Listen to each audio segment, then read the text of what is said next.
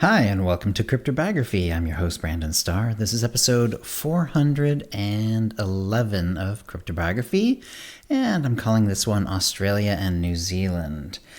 So, first of all, a couple of things to get out of the way. Yes, I was on vacation. That's what this episode will be about, is what we did on vacation. And yeah, in the meantime, I did do some compilation episodes when I was gone. So 407, 408, and 409 are Snake Magic, the entire story. Because there was so many episodes, it was in the 20s. Yeah, I decided it was too long to just put in one episode. So we broke it into three, actually. But that's still a lot easier to deal with than, 20 odd episodes and making sure that you get all of them correctly and so on. So one of them was that compilation, and the other one was the compilation of The Anti-Artist, which I really do like that story. That was a lot of fun. I basically gave myself a vacation. As you know from the last live episode or non-compilation episode I did, the Utinacast is now done, and I had the last episode of the Utinacast shortly before my vacation. And now, so what I decided to do is, even though I usually do a little bit of, posting and letting people know, hey, this episode is up, I didn't do that this time. I just sort of took a proper vacation. I pre-did that before I left. The episodes went up. You can set up posts to go up at a certain time. So that's how I did it. But I didn't actually advertise it or anything. Not probably the smartest way to do it, but I wanted to just sort of enjoy focusing on my vacation for that time. And we are going to go back to creative writing after this episode, but let's go ahead and talk about the what we did in Australia and New Zealand. So it was my wife, my son, and my mother. So we've taken my mother on a couple of these trips as well. We went with her to Ireland, France, that was one of them. Then Greece and Barcelona, Spain, that was another one. So we've done this with her before, and it was really fun to do it again. My wife happens to be part Australian, but she's really more Canadian than anything. She's sort of mainly Canadian, but because her father's from Australia, she too has an Australian passport and citizenship and so on. And she's been to Australia a couple times. Once when she was so young she doesn't really remember it very much, and then once when she was a teenager. And so it's been a long time for her. So this is pretty much fresh for her as well. We started in Sydney, and what ended up happening was, so for a lot of these other countries, we ended up taking a proper tour. We had a tour company that sort of took us to all these main sites and so on. And that works really well. Especially if you're going to some place like Greece, we did it in Italy as well. And we also did it in France, and we also did it in Ireland. And they're really good places if what you want to do is sort of see all of the big, famous, important, etc. sites. All at once, because what happens is then the company takes care of your lodging, tickets, parking, getting from one to another, figuring out when you should have, when you can stop for food, all that stuff.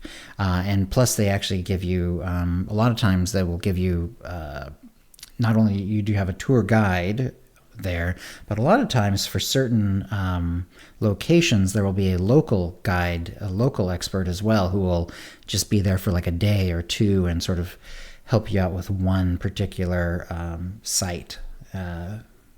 So for example, when we did Italy, we had a one particular expert who guided us through Pompeii, for example.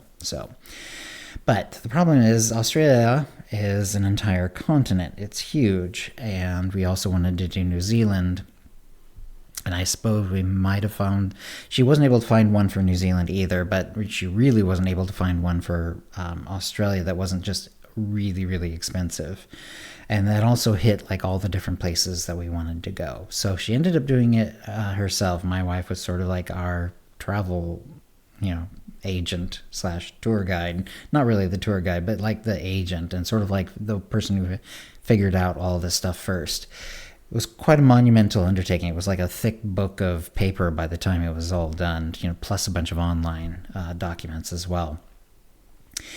But anyway, we started in Sydney, and the idea she had was, okay, we've got this huge time jump, and it's a really long flight, and it ended up being a little longer. We had some delays, nothing to really bother telling you anything more about, just typical sort of delays. So we ended up going to Sydney first, being there a few days to sort of get our bearings. Like, not really. We did a couple things in Sydney. We saw the Sydney Opera House and a couple of museums, which are really good. The art museum that's near the Sydney Opera House is really quite excellent. We saw some really excellent things there. We got to see.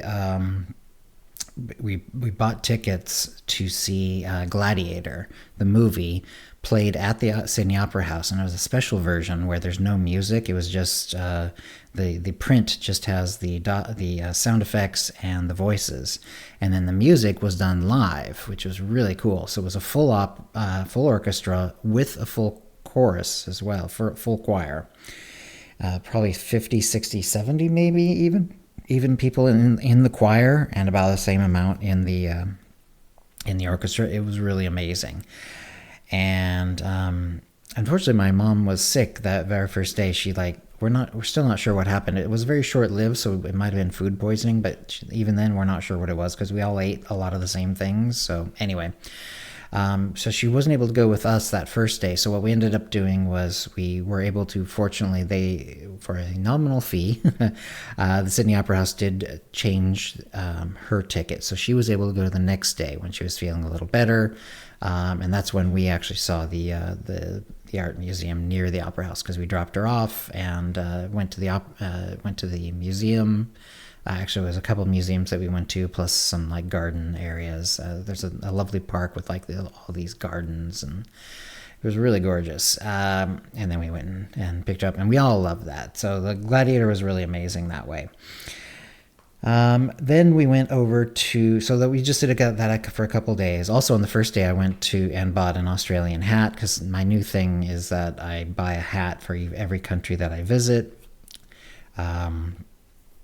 It's just kind of fun, and it's kind of like a little bit of like, sort of getting into the spirit of the culture a little bit and splashing some money around, since, I tend to be a little on the cheap side, and other than the actual like meals and tickets to enter things and stuff like that, I tend not to buy a lot of things, which is fine, of course, but it's nice to have like some sort of physical reminder of these trips. And so I've sort of settled on hats. I really do need hats ever since, my mid-30s, when I started to lose my hair. I think one time when my hair had gotten pretty thin, this is like the early 40s, I was out in the sun and got a sunburn on the top of my head, and I was like, okay, I never want that to happen again. So I started wearing hats. It's not really a lot of fun to put sunscreen on your head, because there is some hair up there, and it's a real pain in the butt. So I've sort of like developed a fondness for hats, basically because of that. And I didn't really mean to do the one hat per country thing. I just sort of fell into that, but it just sort of started working out, and now I just make sure that I do it. So I did that. I bought a hat. I think Acabra, I think Acabra is the name of the brand. It's something like it. It's a very old Aussie hat brand. They've been around since the 1800s, and it's a very standard sort of, if you look at it, it's like, okay, that's Australian. The reason it looks Australian, it's a little Stetson-y. It's a little sort of like cowboyish hat, except instead of like the folding up, it sort of bends down in the front and back, which is a very Australian thing, because a lot of they do sort of the bending up on the sides too sometimes, but the other thing that they do is they will sort of bend the brim down in the front and back, and that's just for better sun protection, because of course Australia is really, really hot. And so I really like that hat. We got that the first day. That's like the first thing I did. And then, like I said, we did all the Sydney Opera House and stuff like that. We sort of got our bearings. And then we were off to New Zealand.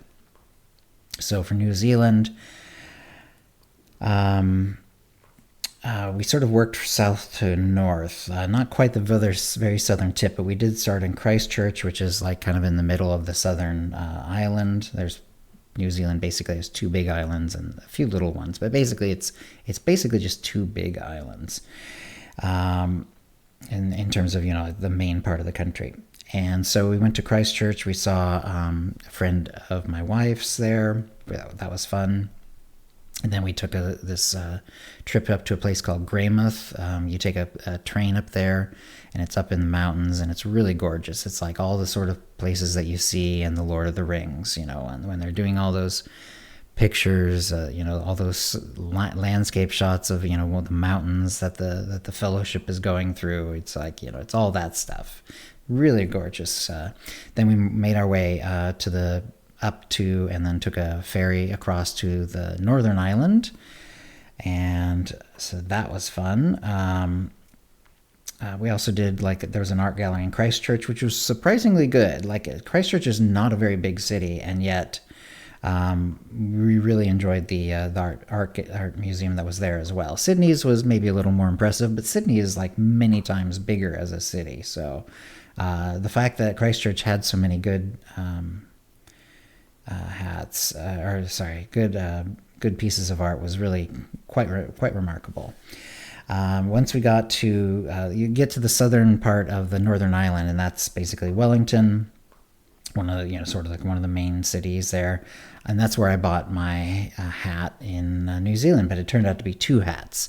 So we went to a place called Hills Hats, and they are both, they have a shop there, but they're also a very well-known and very well-regarded and long-lived hat making company in New Zealand. So that's also something I've sort of dialed in. At first, I was just sort of buying hats in that country, but then as I went along, I realized I didn't want to just do that. I wanted to actually buy hats that were made in that country, if possible. So, and I got better at that as we went on, and also sort of hats that are a little more representative of the country. I tried to sort of dial it in as we went. So Hills Hats is a well-known, well-regarded New Zealand company. They make a lot of great hats. They make a bunch of hats for the government too. So they really are busy, and and you can actually see the workshops where they make them. It's with all these old-fashioned sort of looking machines, where the hats are sort of blocked out and stuff. Very cool. So I bought a couple of hats there, actually, as it turns out. One was the Australian hat I bought was actually felt, rabbit felt, and it actually has a kangaroo tail leather band around it with an Australian opal, so very Australian. But it wasn't. I was a little concerned because it was so nice that I didn't want to necessarily, and also didn't have a strap. So I wanted to make sure that I had a hat that had a strap and was maybe a little more appropriate if it rained. And it did end up raining a few times when we were there, just occasionally. Mostly in New Zealand, actually, but a couple times in Australia as well. And I wanted to have a hat that would have a chin strap, because I knew, for example, that we were going to be on some boats, therefore, automatically with the wind blowing in your face. Also, if it was very windy, but we were near a cliff or something, I didn't want my hat to just go whoop and then just be gone. So I ended up buying a fabric hat, sort of they call it a southern hat, and I'm not sure why, but anyway, it's sort of a bit like a bucket hat, only has a much wider rim. It's a very nice wide rim with lots of sun protection. It really helped me out. And but it's made out of a nice high quality fabric. It has a strap built in, a chin strap built in, adjustable. Really worked well for me. And that was actually kind of because I wasn't going to lose it, if it got windy or whatever, and also because it's not quite as fancy as the rabbit felt hat. I ended up wearing it for most of the trip. Really, really nice. That's from Hills Hats. But I also bought a third hat, a second hat in New Zealand, which is a third hat overall, and that turned out to be a bowler, felt bowler, I think it's just a regular lamb's, or sheep's wool felt bowler. Just exactly what you think of when you think of a bowler hat. It's, black with a little curved up brim, very round. I wasn't necessarily planning on buying it. It's just I'd never been in a shop that sold bowler hats before, and I tried it on. I really liked how it fit the shape of my face and my head. I have sort of a very picky, like my head is a little bit lumpy and a little bit bumpy, and not every hat works with my head shape. So it fit really well, and it was really fun too. And of course, bowler is a very famous style of hat, and I've never had a chance to even try one on before because I've never been in a hat shop that had one that happened to make them. I figured in my back of my head, like, okay, I'd like to try on a bowler, and I probably won't be until we end up going back to Britain again. So which we haven't really done that since I started doing this hat thing. So I would definitely I'll definitely make a point of, finding a hat shop in London or in Britain whenever we end up going. I don't know when that will be. Who knows? So anyway, bought a bowler hat. Really fun. Wore it a few times. Really, really nice. Fits me really well. Surprisingly comfortable. And it's just a really, really good hat. So yeah, Hills hats. And you can actually get them online as well. Like I said, one's a Southern something hat, and it's more of a fabric hat, but it's a really high quality one. They're not cheap. They are not cheap hats. But really, really well made. And really good hats. Anyway, so that was Wellington. We also went to Weta Workshop in Wellington, which is really amazing. So Weta Workshop is the company that made all of the armor and weapons and so forth originally for Lord of the Rings. And they sort of got set up to do that because the movies were all going to be made in New Zealand. So they decided they would sort of start a company to do that. And then they've continued on. So they still make all kinds of weapons and armor and props of various sorts. And we got to take a tour of it. It's really, really fun. If you're ever in Wellington, New Zealand, and you're any sort of, Lord of the Rings person or just general fantasy movie, action movie, whatever type person, definitely check it out. They make a lot of sci-fi weapons and props too. So we got to see a lot of the original stuff. Unfortunately, there's like one main room with like most of the weapons and armor from Lord of the Rings, but it's like, unfortunately, you're not allowed to take pictures in there because the Weta Workshop doesn't actually own the visual rights to those, so you can't take pictures of it, which is unfortunate, but you still get to see it, which is really cool. And there are some other rooms where you are allowed to take pictures of things, including original props from Lord of the Rings and The Hobbit, which was really good. Lots of fun. Check it out for sure if you're ever there. Then we took a tour north. We saw some. So now we're on the North Island of New Zealand. We took a funicular train at one point, which was really fun. That was in Wellington. Then we went through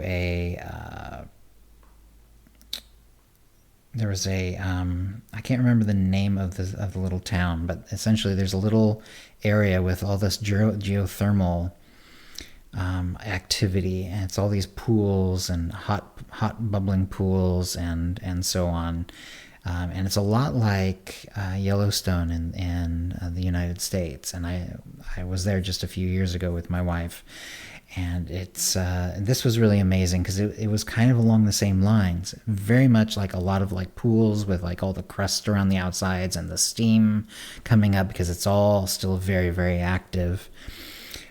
But there's also a Maori village there, like actually on the site. Like they actually sometimes get their buildings destroyed because the hot water will bubble up from underneath and destroy the houses. It's a thing that happens. Like they're really literally like right on top of this volcanically active area. It's really amazing. And why are they doing that? Well, one of the main reasons or main differences maybe between Yellowstone and the one on New Zealand is that the New Zealand one has very little sulfur. There's a couple of pools that have some sulfur, but a lot of them don't. They just happen to be geothermically active, but without the sulfur compounds in them, and so they are able to use that water. The Maoris there were able to use that water. They use it for cooking. And in fact, they cooked some corn for everyone. You could cook even meat in it, sort of boil meat, but they also use this for bath water. So they don't allow anyone to cook meat in there anymore because it messes up the baths and stuff like that. So, but then they take from that same pool, they have like this little, these little drains, I guess you'd just call them. They're just little strips in the ground that allow the water to go down. And, you wouldn't want to touch the water, but you could see the water. It was like right there. You step over it, actually. But then what they do is they sort of open it up and just let the water go down into these baths. And it's way too hot to be in at first, but it quickly, over the course of like the day, they shut it off, and they let it cool down, and then they use it as their bath water, which is really cool. So yeah, that was really neat, and it's just amazing to see because there were geysers exploding and everything. It was really, really cool. Then we went north. We were in Auckland, took a tour of Auckland. But before we got to Auckland, we did Hobbiton, which is really amazing. So Hobbiton was originally made on a particular site for Lord of the Rings. At the end of Lord of the Rings, they actually took it all down. Like the family that owns the land decided they didn't want to bother with that sort of anything anymore, and they just had it all. They had the Peter Jackson's company take it down afterwards. But then they kind of realized what they'd missed out on, because like they were starting to get people who were coming to that area even without all the props and all the the stage scenery and so on that had been taken down. There was a bunch of people going there just to sort of see the area where Hobbiton had been put up, and so they realized that they sort of missed out on something. So when the Hobbit movies were made, the whole all of Hobbiton was sort of remade. And this time, the family that owned the land made sure that they kept it, and now they're actively maintaining it, and they give tours, and it's really, really cool. Like, it's really beautiful. It's exactly what you would think of. And because for the Hobbit, it was a lot of the same things. Bag End is there, and a lot, all the other things. It's exactly what you want it to look like, and all the little hobbit holes are slightly different. Like there's you'll walk past a hobbit hole, and they have like you'll know that this guy is the beekeeper, because there's a bunch of honey out there, and some other things that sort of give a hint that it's the beekeeper. Then there'll be like the baker and a fishing hobbit person will live at this one, that sort of thing. Very cool. And just gorgeous, of course, just like you'd expect. The interior shots for both movies were never done on that site. Like, they're all the hobbit holes are just the door, and just a tiny bit of a false room behind it, just to sort of be able to get a little bit of an effect when they open the doors. But other than that, it's not. You're not meant to actually go inside it, really. And so, but of course, everyone was saying, well, this tour is amazing, but we really would like to go inside a hobbit hole. And so what they did is finally about a little less than 10 years ago, as I understand it, they finally actually built some hobbit holes. So you could actually go into a hobbit hole now, and they've sort of made it exactly, I think it's because they actually had different hobbit holes of different ratios of size. Like, some of them are full size, some of them were like 80%, some were like 60%. So they had different ones depending on what they needed to happen with the size for the shot. That was specifically for like what shot. So if if like Gandalf's going to be right next to the Hobbit hole, they have to shrink everything down a little bit. So it's either an 80% Hobbit hole or a 60% Hobbit hole. And then, but if it's just the hobbits, then they have like a 100% size Hobbit hole. But what they did is for the one that they built for people to tour through, it was like an 80%. So you have to kind of like duck down to get in. It was really, really nice. It was really beautiful. It's so many details. Like, they knew that they really needed to get it right because, you know, people are going to be going through and seeing the whole thing. And there's like, it's just loaded with props and like back windows and the flooring and the ceiling joists and all the little decorations and all the little things that are on the shelves and the art that's on the walls and all that sort of thing is all really well thought out, really beautiful. So I highly recommend going to see Hobbiton if you're in New Zealand and you like Lord of the Rings for sure. So anyway, after we like I said, we did see some Auckland stuff. That was really fun.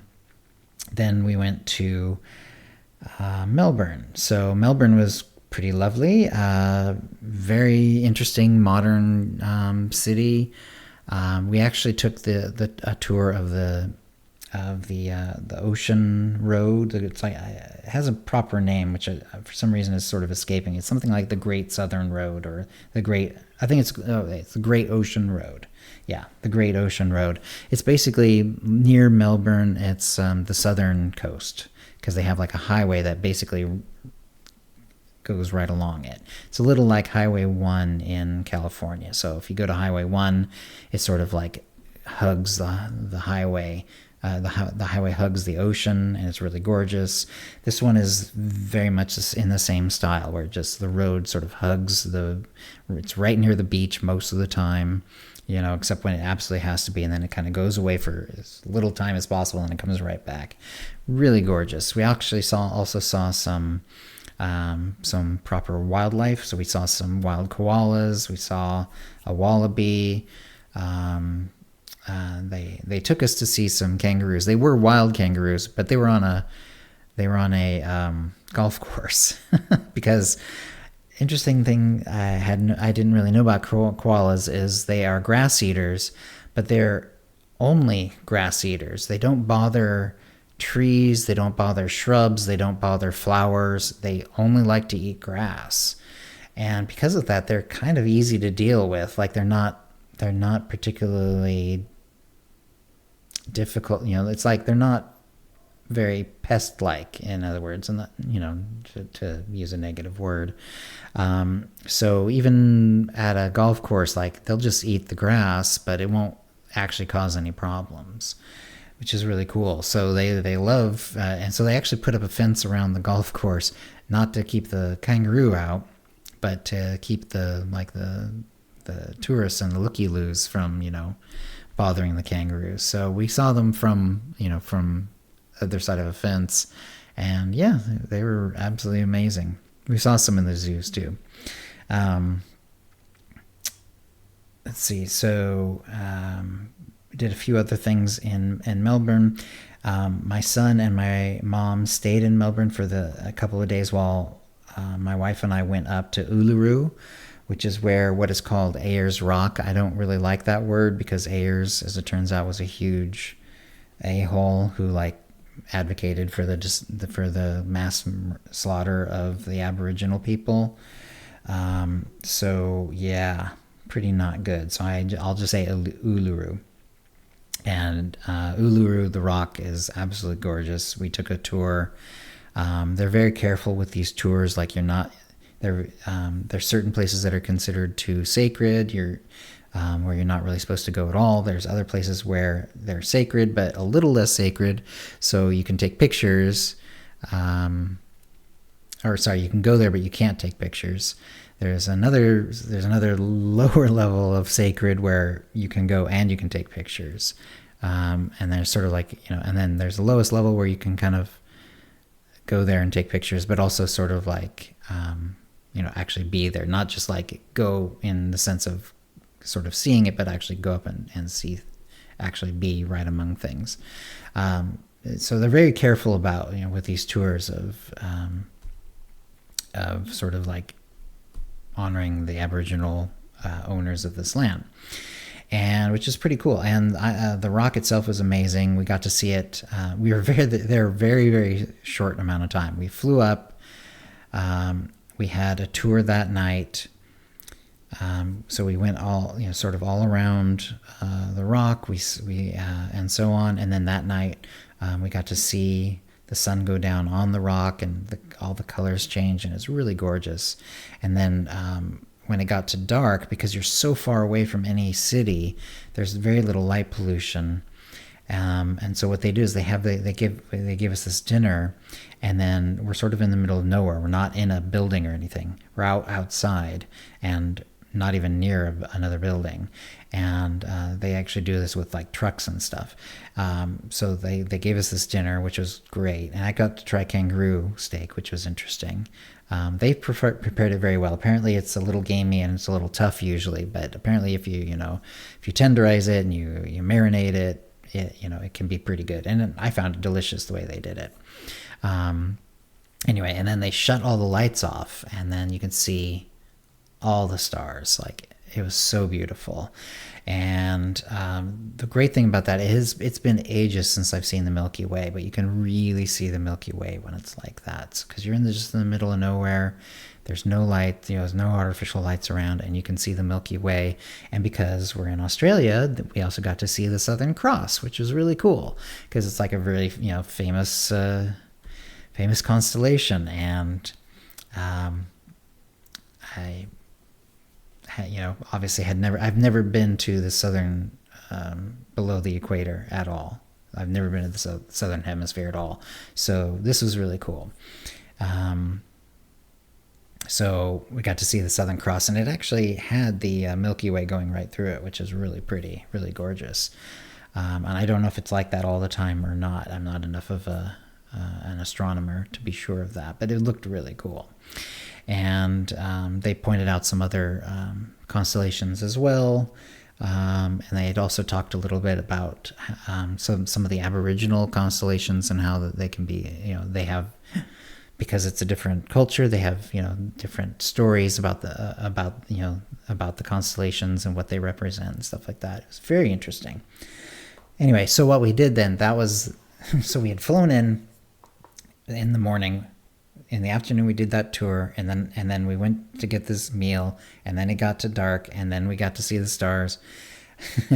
Then we went to sleep. Then we woke up early, and we saw the rock again, but this time at sunrise. It was just as gorgeous. And then there's this installation, an art installation called the Field of Lights, and there's 50,000 lights, and they sort of slowly change colors, and they're all in these little balls.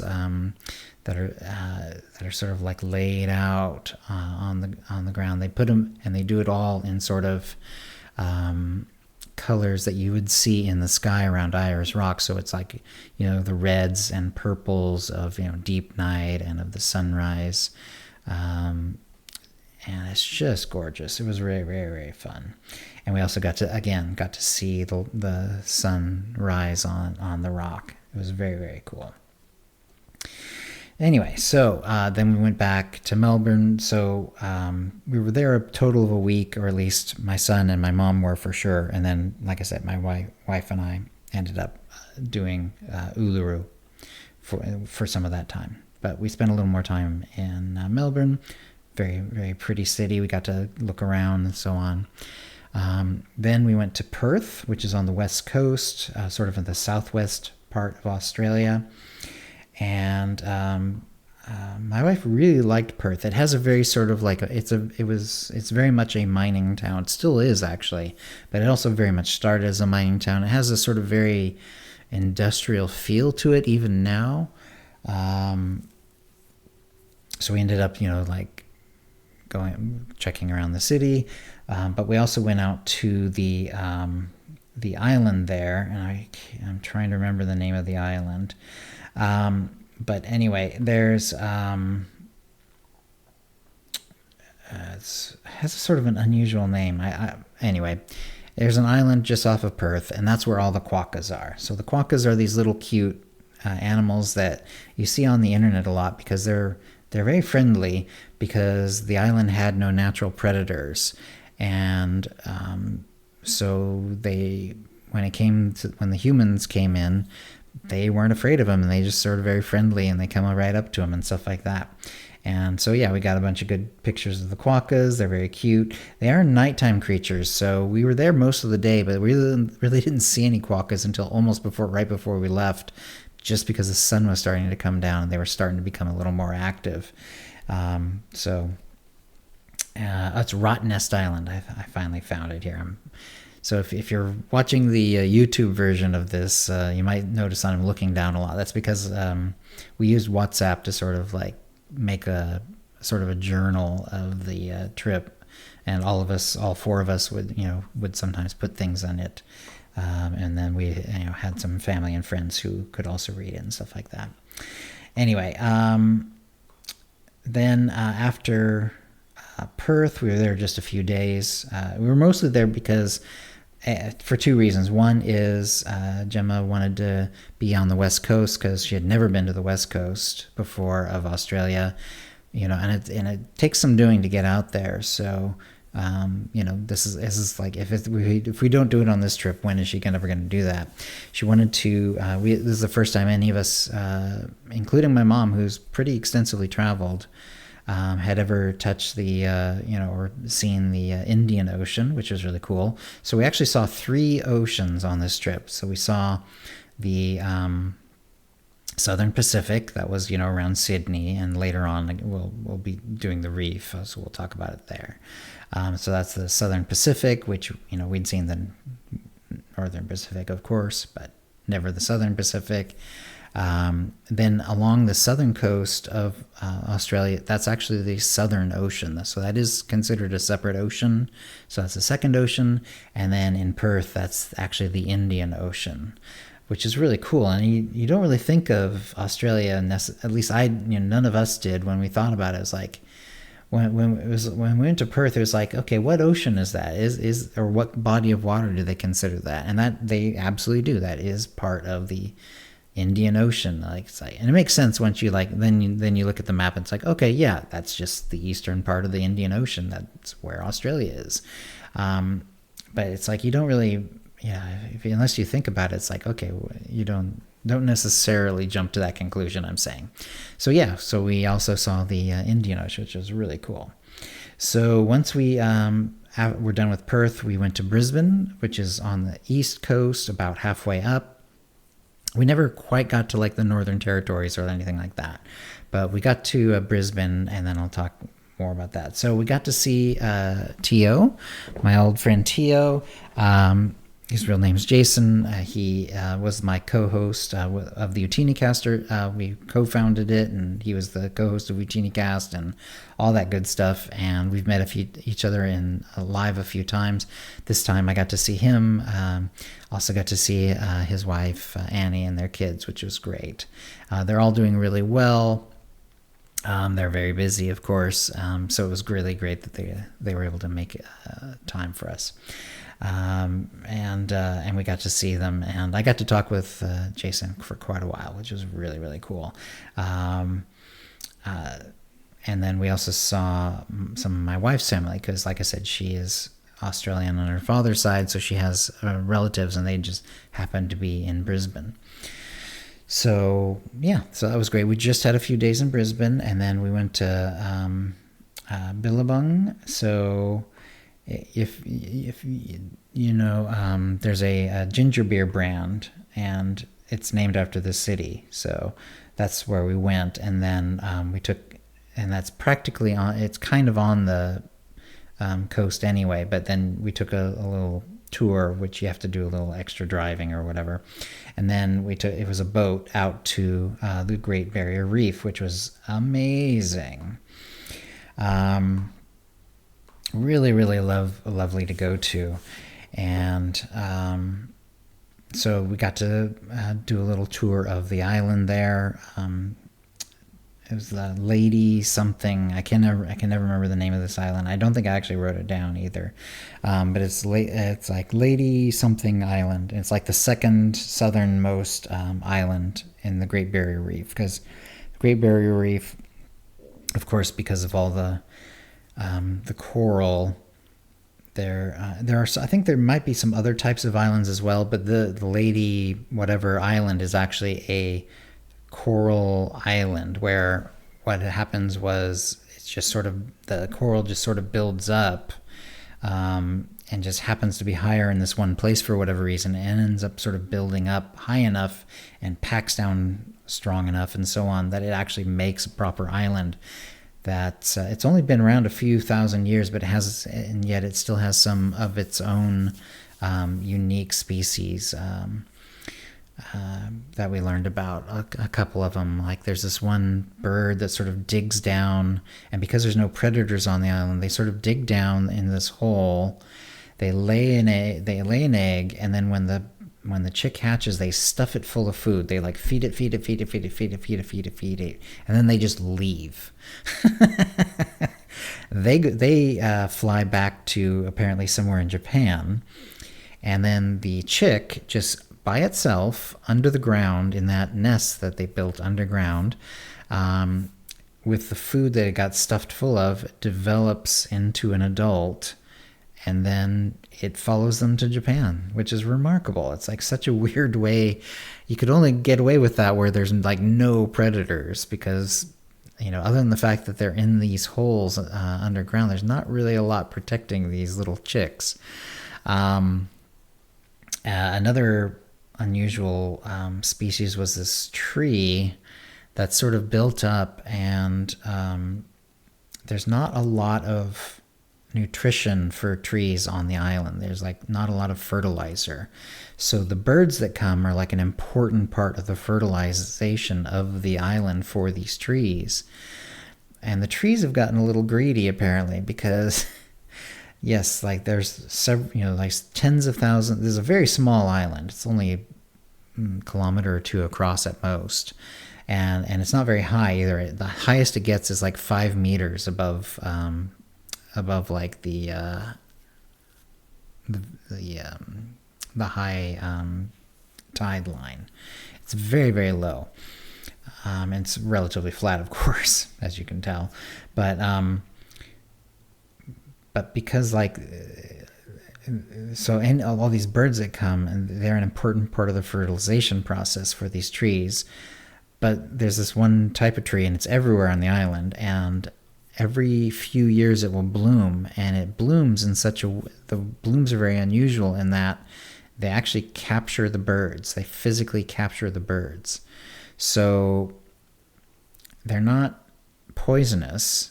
In fact, that they say like when these flowers come, you can grab them. You could take a flower and rub it on your skin. It wouldn't cause any problem. But it sticks into the feathers of the bird and captures them and kills them.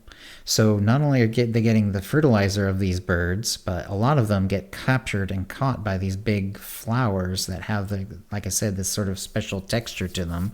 It captures the birds in them, and they die, and then they fall down. They become part of the fertilization of the trees. Crazy. And that, like I said, but because this only happened, obviously they don't kill every bird necessarily, and then it only happens every few years. And because of that, the birds keep coming back anyway. So very strange, some very, very unusual things going on with some of these islands, because they're very unique. And fortunately, this island was also small enough and didn't have, too many other things that it didn't get like kind of messed up by humans so much. And it's okay, as long as people are careful and they know what they need to do to sort of keep things safe for the critters, the birds mostly. There's really no other animals there. There's a couple of species that have sort of made it over from the mainland, of like lizards and stuff, I think, but mostly birds that are there. As long as you know to avoid these sort of nesting areas, because there's chicks underground, because like I said, they dig these holes in the ground, and you have to make sure not to collapse these tunnels. And as long as you do that, and you and you don't mess with the plants at all, then you're good and everything's fine. So that was a lot of fun. And we also got to go snorkeling, which I haven't snorkeled in a long time, and I wasn't particularly good at it, but really remarkable to do that and see the different kinds of fish. We got to see some sea cucumbers. There was also a glass bottom boat tour at the same time. That was the only time we happened to get to see a turtle. Sometimes you get to see a turtle while you're snorkeling, but we didn't. We weren't fortunate in this case. The glass bottom boat. We also saw a stingray. Lots of amazing types of coral and anemones, and saw some clownfish because of that were in the anemones. Saw a lot of other kinds of fish too. Really, really gorgeous. And like I said, the snorkeling was really fun too. I wasn't very particularly good at it, but and even then I was still able to see some really cool things. So that was really fun. And that was, like I say, near Billabong. Then after Billabong, we went back to Sydney. But my wife chose a different area of Sydney to have I think this was an Airbnb or something similar to it. I think it was specifically not an Airbnb.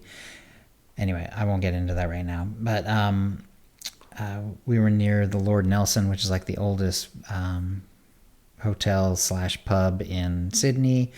Ate there a couple of times. It was really, really fun. Really good food too, by the way. They made easily the best burger that I had throughout our whole trip. And so this whole trip took a little bit over a month. So we left on April 1st, April Fool's Day. We came back on May the 4th, so Star Wars Day. And we traveled back today. So this has gone long enough. The trip back was a little crazy. I will talk a little bit about that before I go. So first of all, how it was going to work was we were getting up early on May the 4th, traveling all day, and then when we got there, it's going to be slightly later that day, still May the 4th, even though we've traveled for 20 hours or whatever it is. So we end up in the morning on May the 4th, we end up after 20 hours only being noon on May the 4th, and it's still the same day. It's still May the 4th. So yeah, we had this huge long Star Wars day essentially. But of course I'm kind of too exhausted, and we were out of contact, of course, to really enjoy it on that level too much. But it was still fun. The crazy part though was we did Air Canada on the way over, and then we had tickets on Air Canada for the way back. We even had our boarding passes. So it was the day before. We got our boarding passes electronically. They were on our phones. We were ready to go. And then late that night, we found out that they had canceled the flight. Probably, I'm guessing it was some sort of thing with the plane. They didn't give us a reason. So they automatically gave us new tickets. Because they had to get us home some way. So we ended up on a United flight home, which was fine. As it turns out, the Air Canada, even on a long flight, on the way over, it was a little cramped. There was some room, but on a flight that long, you sort of if you can't really stretch your legs out at all, you got to make sure you get up and stretch your legs, or you're really going to be in trouble. And it was a little cramped. It was nice in some ways, but it was a little cramped. United was actually a little nicer in that way. There was a little more room in front of everyone's seat, which was nice. But you still really need to get up and make sure you stretch your legs at least a few times. So we ended up with a United flight, instead of coming back through Vancouver and switching from Vancouver to Portland, it was LAX. So instead of coming through customs via Canada and then doing it in Portland, our home city, we had to go through customs in LAX, it was stressful. It turned out not to be that bad. It was one of those situations where the worry was worse than the reality, fortunately. But things are going a little kooky, in terms of the politics in the United States. Not to get too political on this one, which is not, since this is not a political episode, but my wife is a Canadian citizen. She works on a green card. She has for, something like almost 20 years, worked, and So, and it hasn't been a problem, but all of a sudden, things are happening where you see these reports where people are, their green cards are getting pulled for little or no reason or little or no warning. And, we didn't know what was necessarily going to happen. Fortunately, it was very smooth, even going through LAX, which was sort of its own worry. It was such a huge airport though. And the second ticket, of course, the one from LAX to Portland, was also printed on United, because we actually got printed out ones, because we had the electronic ones for Canada, but that flight was canceled, so we ended up the next day when we got to the airport in Sydney, we got them printed out, and the one for LAX to Portland was also printed on United ticket paper. But we're no experts, so we went, and they actually told us to go to the United area, and then we went there, and it turns out it wasn't a United flight at all. It was an American Airlines flight, completely different part of the airport, including it had to include like this, this bus you have to get on as well. There was a line on it, it was crazy, but we did get on it. We got home, our luggage was fine too. It all worked out, but it was stressful. Anyway, so I am very, very tired. Over the course of the about 20 hours worth of travel that we did, I got about 2 hours of sleep. So I was absolutely exhausted. So when we got home, unfortunately, we didn't have to drive. My stepson drove, not the one who came with us on the trip, but the other one who was here in town because he's studying and stuff, and watching the house for us. But he was able to drive, but as soon as I got home, I took a nap. Everyone fell asleep, basically. Everyone who was on the tour fell asleep. My mom lives in the Denver area, so she had to. So from LAX, she took LAX to Denver, but that worked out much better because that actually was a United flight. So anyway, worked out well, and so a little bit crazy. We were a little concerned, but it turned out that we got home all just fine. It was really a beautiful trip. I definitely recommend Australia. Gorgeous country. I would recommend this time of year. So we went, like I said, we went April 1st and we came back May the 4th. So this was like, for them, that's summer. Summer's over, and that's like in their fall. So so it's not going to be quite as hot. There was a few days of hot. But a lot of them, weren't as hot. Even the places that tended to be a little hotter, like Uluru and Perth, yes, they were warmer, but they weren't like scorching hot. They were just like warmer than room temperature, but they weren't like boiling hot like they would be if you went like more during the summer. Very friendly people. The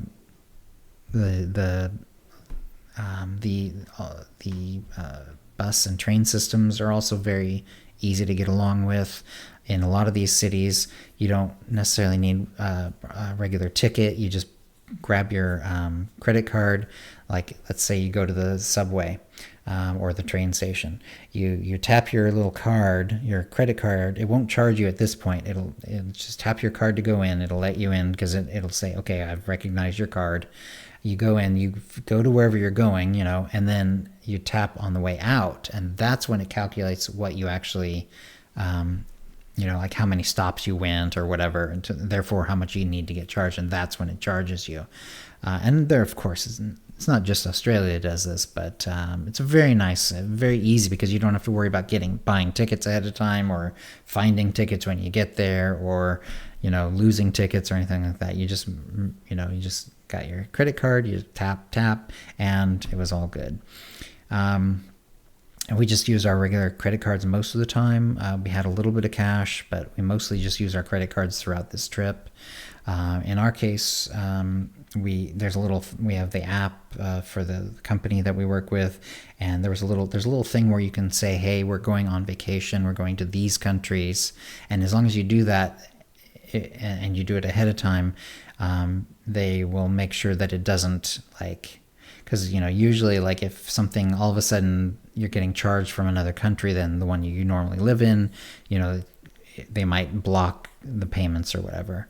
That's, and it's sort of like a safety thing. But because we were able to let them know that we were going to be in Australia and New Zealand and briefly Canada on the way there, it worked out really well. So anyway, we're back home. I'll have to get back to writing. Really looking forward to it. I did a fair bit of thinking about what I want to write. Hopefully that will result in a good amount of writing in this next week.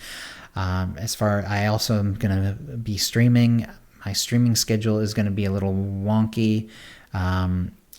I don't want to keep the schedule that I had before with the Utini cast, where I was streaming every day, because it sort of makes things run one day into the other.